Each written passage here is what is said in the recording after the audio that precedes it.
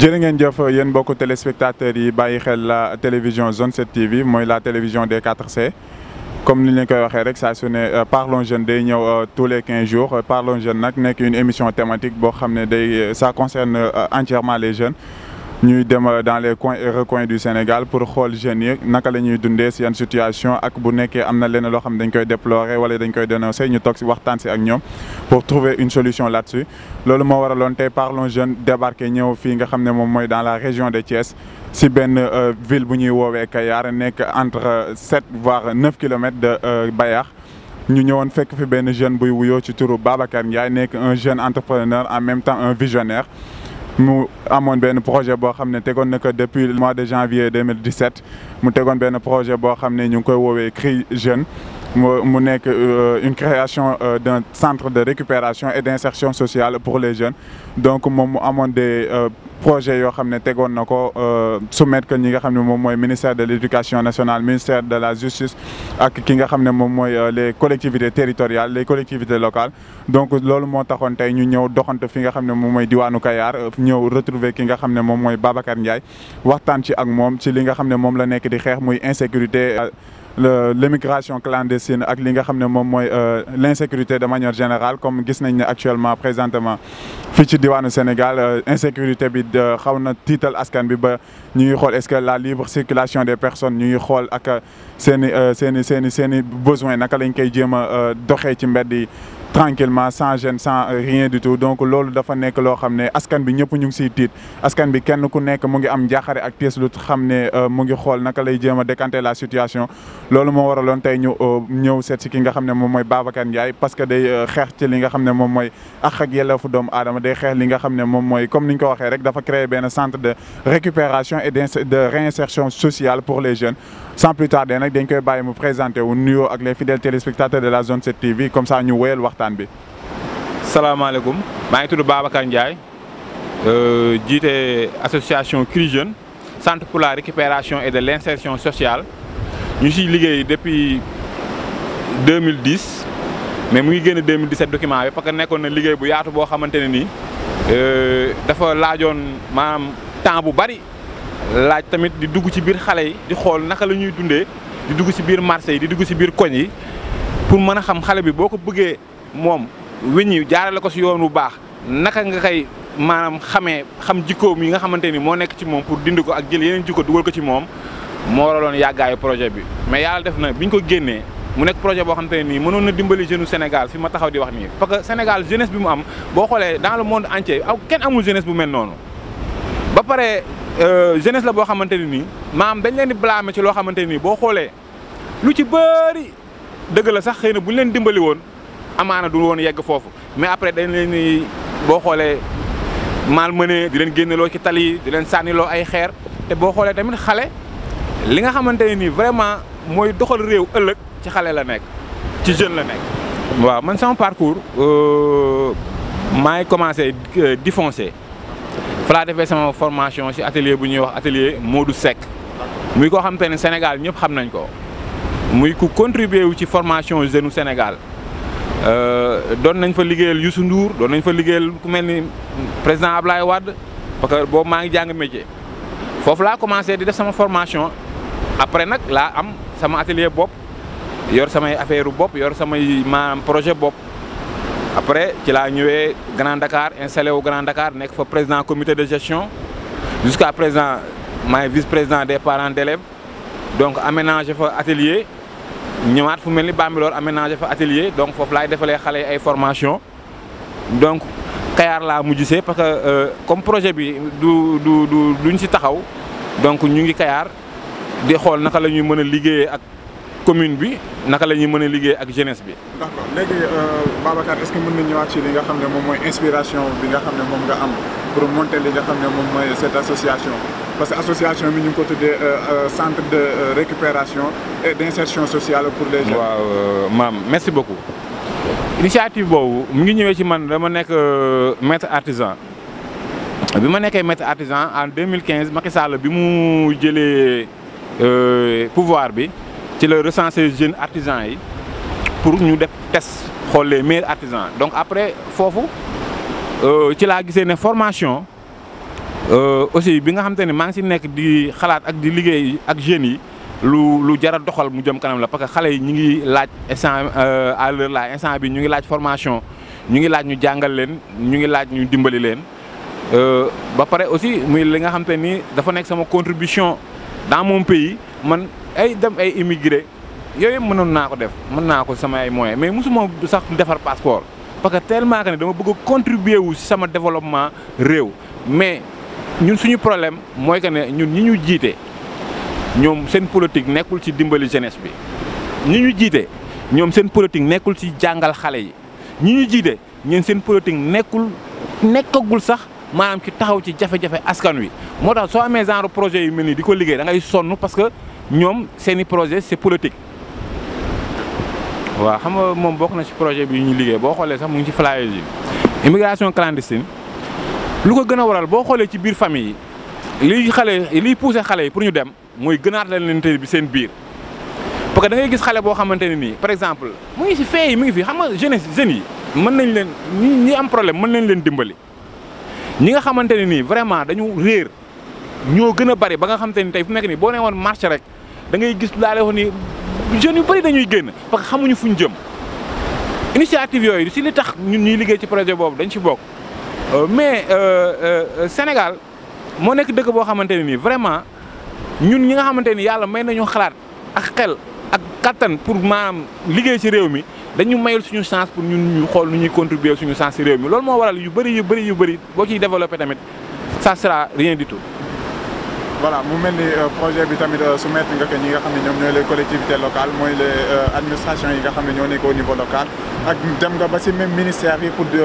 déposer fa li nga xam ne moom mooy sa projet pour jàppale li nga xam ne moom mooy ndaw ñi pour réinsérer leen au niveau de la société. donc est-ce que am na benn source de revenu ou bien benn apport financier boo xam ne ñi nga demoon soumettre leen ca projet bi am na benn retour boo xam ne am nga ko ci ñoom.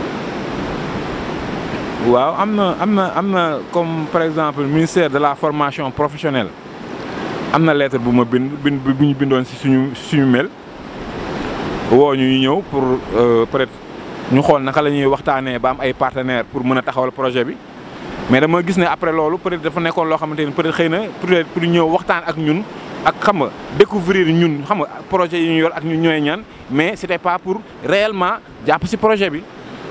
ministère de la justice. man Babacar maa dem ba ministère dem secrétaire yaa Ismaïla Madior Fall moo nekkoon ministère de la justice ma yëkkati ay documents confidentiels jox ko yëkkati suñuy documents jox ko parce que ci projet bi c'est en 2019 merci beaucoup parce que projet bi dafa laal insertion te insertion boo ko waxee rek wax ministère de la justice donc après foofu tamit amul dara amul retour ministère de la formation après amul retour ministère de l'artisanat bu boo xoolee ministère de la jeunesse amul retour même boo xoolee ambassade France projet mi ngi foofu parce que projet la boo xamante ne man ak ñi ma ko liggéeyal xam nañ projet bi voilà xam nañ projet bi nga xamante ne nii la boo xamante ne nii tey peut-être Sénégal bu ko nanguwul àdduna mën na ko nangu ji ëllëg ñu jël ko jox ko Amérique jël ko jox ko France pour ëllëg continuité la buñ ci bëggee liggéey ak ñun mais am naa yaakaar ne administration bii ma gis Sénégal jógagul pour jëlee fi problème mu jeunes yi parce que li ngay wax noonu boo xoolee maa ngi bindoon fii nii ministère de la jeunesse maa ngi ko bindoon fii ministère de la jeunesse. Nous déplorons également l'incident répétitif dans les sphères des sports de notre pays, surtout dans le football et dans la lutte traditionnelle. Nous prenons l'exemple choquant du combat Modou Lo Balla Gaye 2 où on voyait des jeunes qui agressaient en plein jour. Loolu bind naa ko depuis 2000 xaw ma lan la. 2019 donc état Sénégal wax nañ leen ne leen ñun mën nañ saafara problème mu jeunesse bi mais état Sénégal moo nangul maam xool ñi nga xamante ni ñoom ñoo mën a saafara problème mu jeunesse bi mais ñu liggéey si ak ñoom donc loolu. waaw maam mooy comme li ma la liiral nii rek ma ne la comme li xew nii xale yi génn bi ñuy génn nii si tali bi ak rey yi ñuy rey nii ma ne bindaan naa ko waxoon naa ko administration Sénégal yàgg na depuis en 2019 2017 mais autorités yi amuñu ci maanaam amuñu ci soxalu leen woon. ba tey jii sax mosuñu maa woo par exemple ñu liggéey ci projet boobu parce que projet boobu noonu tant que teguñu ko jeune Sénégal CRI Jeunes centre pour la récupération et de l'insertion sociale maanaam di dugg ci biir communes yi di dugg ci biir gox yi di xool xale yi di leen récupérer ñii ñu yóbbu leen ñu jàngi ñii ñu defalaatal leen formation tant que amul ci réew mi du dox du dem parce que xale tamit wala jeune bala nga kaa jàngal wala ngay am ci moom loo def foog nga xam ko donc du suñu ministre yi nii wala ñii nii ñoom ñooy wàcc ci terrain bi pour découvrir xale bi amuñu sax jot bi donc bu ñu bëggoon tey problème mu jeunesse jeex dañuy wàcc ci communauté bi ñu liggéey ay acteurs yi nga xamante nii ñoom dañoo nekk ay acteurs yi nga xamante ni ay acteurs clés lañ ci biir quartier yi bu boobaa ñoom après problème mu jeunesse bi bu boobaa day jeex day wàññeeku. donc naka nga mën a yan perspective nga teg pour mën a accompagner état bi ci wàllu woowu noonu. mais loolu bind naa ko Babacar jox naa ko état bi jox naa leen ko yàgg na bind naa ko jox naa leen ko état Sénégal moom si boppam moom xam na ne projet Cri Jeune mi ngi si administration bi depuis 2017 te projet Cri Jeune nekk na projet boo xamante ni depuis 2017 bu ñu ko tegoon kon problème yi du am si jeunesse bi loolu la ko dama ko avoué loolu état Sénégal laa ciy xaar pour mu ñëw ma tegal ko ci ay firnde yu leer jeunes yi li ñuy daj ñoom ñoo leen koy teg. jeunes yi dañ leen a war a wekk jeunes yi ñu ñaaw yi ñuy wax si seen der te amul benn organisation bi nga xamante ni mën na taxaw tey di défendre jeunes yi loolu man daf maa metti parce que jeune Sénégal ku leen waxul jaajëf bu leen xas man foofu laay waxee ak population bi. waaw ba pare jeunesse bi dañoo war a conscient parce que man bëggumatul ñu leen di woo naa leen kaa leen ngeen génne ñu mars ñu sànni ji xeer ndax dañoo am lu ñu tere wala ndax dañoo am lii si ay politique déedéet. xam nga lu ma bëggoon kuy woo jeunes yi nga leen di génne leen ne leen kaa leen ci formation kaa leen ci éducation kaa leen ñu xool nu ñuy defee mise en valeur développement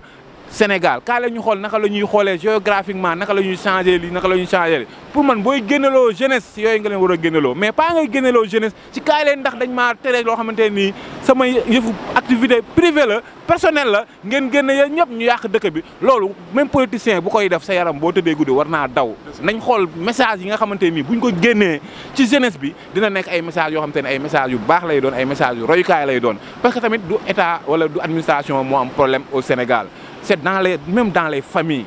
même dans les sociétés même dans les ateliers même dans les marchés dañoo war a xoolaat suñu toogaay ñun ñëpp ndax Sénégal ñun ñëpp ñoo ko bokk ci kër yi si boppam fa la problème bi njëkk a amee avant muy dugg si administration bi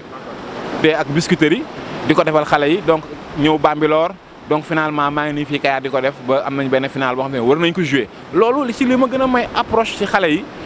aussi tamit ma koy def te du ma si dërëmu kenn sama xaalis ak sama ñàkk laa ciy def ba ci projet yi may liggéey du ma ci dugal dërëmu kenn damay dem ba du ma deseeti dara damay tëgg sama biir néeg di naan ndox ba keroog situation di changé loolu laa bëggoon jeunes yi am référence boobu noonu te aw ma si kenn koo xamante nii wéeru naa si yow ndax yor naa projet yoo xamante nii su ma demoon si ay politiciens wala affaire yooyu wala ay documents yoo xamante nii mënoon naa si am ay millions mais man bëggeewu ma ko noonu man damaa bëgg nekk jeune boo xamante ne ëllëg dinañ ne ah xale bii kat amal na njëriñam réewam njëriñ ci lii ak lii ak lii man loolu laay conseiller jeunes yi waaw jeunes yi il faut que tamit ñoom it ñu conscient parce que jeune mooy ki nga xamante ne nii moom bu xëyee war naa mënal boppam ba mënal waa këram kon jeune lu am important la na jeunes yi xam seen bopp xam seen valeur. waaw mbay maam ñuy continuer di liggéey parce que duñu taxaw mais aussi da di surtout genre projet yi nii fu la koy joxe pour nga mën ci liggéey dëgg il faut que ñu joxe la ko ci sa kattan ndax Sénégal jeunes yi. nekkul ne jeunesse boo xamante ni dëgg la neex nañu redressé il faut nga nekk koo xamante ni ku taxaw ngay doon physiquement ba pare nag am fit pour mën a jaflante ak ñoom parce que tamit dëgg la bu ñuy wax ay jàmbaar lañ waaye tamit am na si ñoo xamante nii il faut que ñu defaraat seen ay jikko dëgg la sax xëy na amaana xelu xale wala ca éducation ba mais aussi waaw mais actuellement vraiment man projet yi may nekk fu nekk nii su ma sañoon damay nekk la yoo xamante ni lu taxaw lay doon ndax dama ciy mën a taxaw boobaa ak physique mais bu ñëwee ba nga dee nga xamante ne yow boo doxee diggante fii ak fii xëxët bu boobaa projet pour nga ne da ngay def formation ci jeune wala éducation bu boobaa day jafe donc moo taxoon man dama ne Sénégal ba fa dëgg yàlla ak yonente bi saafara pour jeunes yi mu ngi nii kaa lañ ngeen jël ko ñu saafara maanaam jafe-jafe jeunesse bi mu jeex. waaw sama dernier mot mooy justement bëggoon naa ñu ngi jëm ci ay élections souvent bu ñu jëmee ci ay élections di nga gis ku ñu wax dara loo xamante ne nii yow neexu la wala nga bëgg a meeting foo xamante ne nii ay meeting lay doon wala ay affaires yoo xamante ne day jëm ci ay affaire propagande ñu ciy utiliser jeunesse bi man baam loolu laa bëgg a tëjee damaa bëgg jeunesse su Sénégal ñu nekk jeunesse bu conscient xam ne Sénégal maam ñun suñu ay maam duñu ay cuune ay jàmbaar lañ ay suñu ay maam dañoo liggéey donc ñun bu ñu xoolee foofu jaar foofu rek ñun jeunesse Sénégal duñu am problème bu ñu nangu ku naan génn leen sànni xeer ñu génn sànni xeer bu ñu nangu tamit ku naan toog leen ñuy def affaire yu ñàkk fayda donc nañu xam ñun ñooy ñan te kenn ku si nekk lépp looy revendiquer wala nga koy xeex en tant que jeune na nekk looy gis sa bopp Sénégal gis si boppam mu nekk loo xamante ne nii day nekk loo xamante ni jàmmi réew mi lay doon mais bu mu doon leneen loo xamante ne nii ay caaxaan lay doon wala kaay fii kaay fee bëgguma loolu jeunesse Sénégal nag laa dénk loolu waaw jeunesse Sénégal. Voilà jërë ngeen jëf yéen ñi nga xam ne yéen nañ doon suivre à travers les antennes de la Zone 7 TV c'était votre 5e numéro de Parlons Jeunes comme ni ma ko waxee woon ci njëlbeenu kàddu yi rek di remercier Babacar bu baax ñu ngi lay remercier bu baax a baax. ci disponibilité bi ak xam-xam bi nga xam ne génn na ko fi à travers li nga xam ne moom mooy association bi nga xam ne teg na ko muy CRI Jeunes mu nekk la création d'un centre de récupération et d'insertion sociale pour les jeunes ñu ngi koy remercier bu baax a baax mu ngi lancer un appel à l'endroit des autorités étatiques à l'endroit des tous les acteurs sociaux pour ñu ñëw jàppale ko si li nga xam ne moom mooy projet bi nga xam ne am na ko donc mu nekk un jeune très dynamique un acteur social ñu koy jaajëfal bu baax a baax si disponibilité bi di leen jox rendez-vous d'ici là portez-vous bien c'était